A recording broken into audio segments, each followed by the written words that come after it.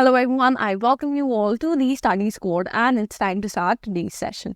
आज के सेशन में हम कवर करेंगे आपके current affair and your vocab part all in under 10 minutes. हम डेलिबरेटली आपकी न्यूज़ एनालिसिस नहीं लेके आ रहे हैं इन सेशन में बिकॉज आई नो कि आप लोग अपनी CDS और NDA एग्जाम्स के लिए काफ़ी रिलीजियसली स्टडी कर रहे हो एंड फॉर दैट पर्पस हम लेके आने वाले हैं आपके लिए रिविजन सेशंस जिसमें हम आपके सारे करंट अफेयर्स रिवाइज करवा देंगे for the last 6 months. I hope you all must be knowing कि आपके एग्जाम्स के लिए आपको एटलीस्ट लास्ट 6 months के करंट अफेयर्स कवर करनी होती है. एंड इसके लिए हम जो स्पेशल आपके लिए सीरीज लाएंगे उसमें होंगे आपके पर मंथ में 30 questions per month of current affair. इसमें हमने हैंड पिक करे हैं 30 क्वेश्चंस जो आपके मोस्ट इंपॉर्टेंट क्वेश्चंस होंगे from that month in the current affair topic, so that आप लोग वही स्टडी करो एंड बिफोर दैट एग्जाम आपका अच्छे से रिविजन हो जाए. सो मेक श्योर जब वो आपके सेशन अपलोड हो देन आप उन्हें ज़रूर देखो.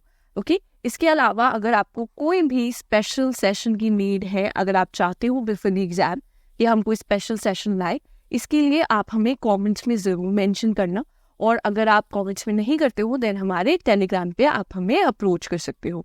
With that being said let's start this session. आज का पहला क्वेश्चन है आपका about the world air quality report of 2023. अब रिसेंटली आपकी ये रिपोर्ट आई है और ये रिपोर्ट किसने दी है? बेसिकली ये रिपोर्ट दी है आपकी IQ Air which is a Switzerland based organisation. Okay so ये स्विट्जरलैंड बेस्ड ऑर्गेनाइजेशन है जिसने ये रिपोर्ट निकाली है आपकी.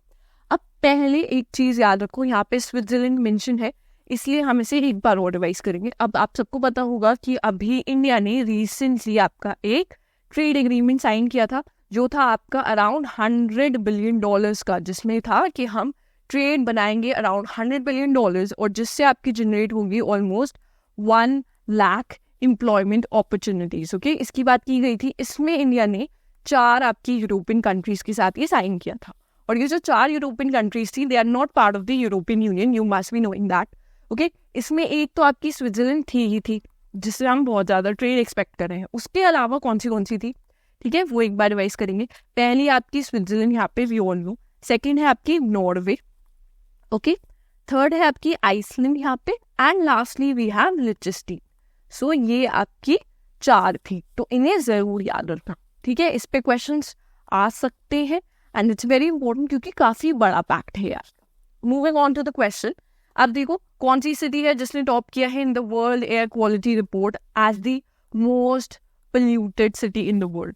सो ये है इंडिया से एंड ये है आपकी बेगूसराय फ्रॉम बिहार. सो ये है, सो this is very very shameful firstly because ये इंडियन है और देखो इंडिया की हमारी सिटी आई है इसमें as the most populated, so it's very very bad for us. इसके अलावा आप याद रखना in the first 3, so India इसमें टॉप 3 में आया है in the most polluted cities. ठीक है, इसमें कौन सी है? फर्स्ट पे आया है आपका Bangladesh which is very very polluted. Then आता है आपका पाकिस्तान एंड फिर आता है हमारा India. So this is very shameful for all of us and as citizen of India हम सबको को इसके लिए ज़रूर स्टेप फॉरवर्ड करना चाहिए. And what I suggest to everybody कि एज सिटीजन्स आप सबको थोड़े से माइनर चेंजेस ज़रूर लेके आने चाहिए. अगर आप रेड लाइट पर हो देन मेक श्योर कि आप अपना इंजन स्विच ऑफ कर दो. आप ट्राई करो कि आप रेगुलरली अपने पोल्यूशन चेक्स कंडक्ट करो. बहुत ज़्यादा पब्लिक ट्रांसपोर्ट ट्राई करो यूज़ करने का instead of using your own single vehicle. Okay these are little minute changes अगर हम सब लोग लेके आएंगे so maybe will able to come down in these ranks और हम इतने पोल्यूटेड ना रहें. ओके दैट बीइंग सेड, इसके अलावा देखो पहले है आपका बेगूसराय, उसके बाद में आता है Guwahati, then we have Delhi and उसके बाद में we have Mullanpur that is from Punjab at the 4th position. Okay इसके अलावा ये याद रखना 134 नेशंस थे जिनको इन्होंने असेस किया है इसमें. नेक्स्ट आ जाएंगे हम. रिसेंटली आपका 33rd सरस्वती सम्मान दिया गया है. सो ये किसको दिया गया है? ये दिया गया है आपके प्रभा वर्मा जी को. ठीक है, आप इमेज यहाँ पर देख सकते हो and it was given for his work Rudra Satvikam. ठीक है, सो ये इनका वर्क था because of which he was awarded this सम्मान.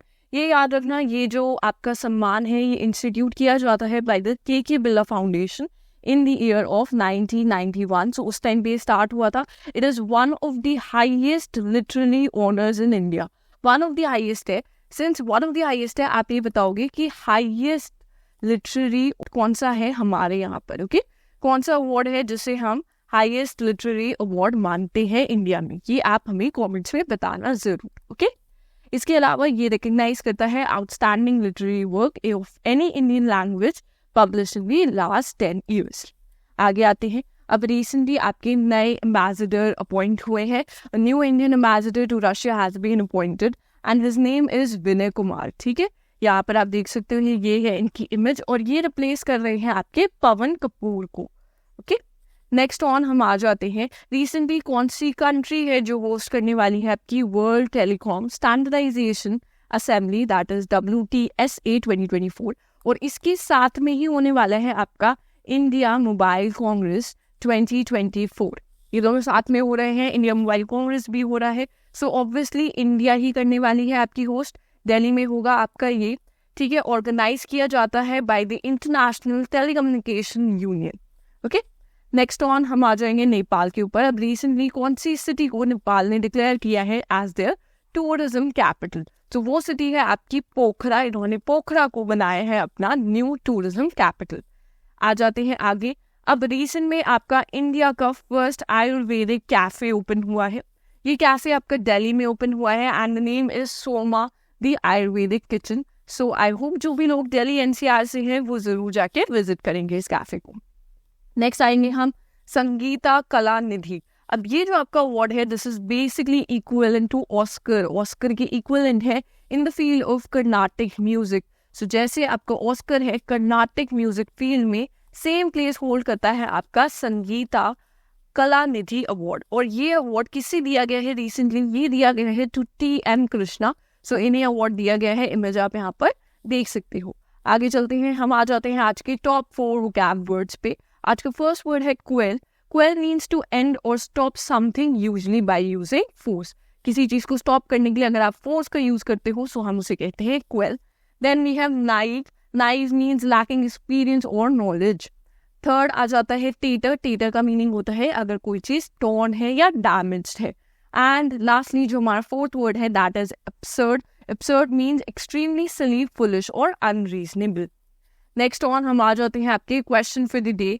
It is a very, very easy question. I hope you will answer this in the comment section. And अगर आपको ये video अच्छी लगी हो then make sure you like this video.